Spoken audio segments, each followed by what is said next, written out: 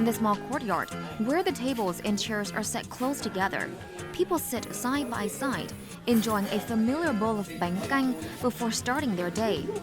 It's this simple, down-to-earth atmosphere that makes the experience so memorable. Nhà mình bán là hơn 60 năm, từ đời bà nội rồi, 4 đời. Nói chung là mình bán theo truyền thống.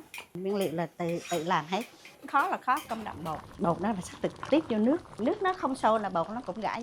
Vừa sát vừa bán vừa bốc luôn, chứ không có làm trước. Bột nó làm trước cũng được. Nó bở, nó không có dai bột. Bột nó không có dẻo, nó không có ngon. Còn bánh canh em nó củi là ngon nhất.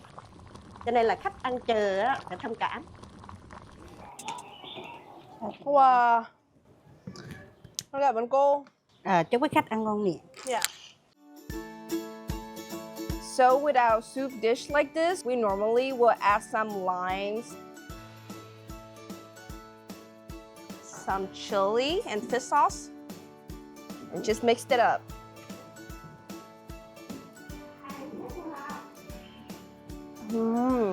The broth is light but deeply flavorful, and I love the naturally sweet taste.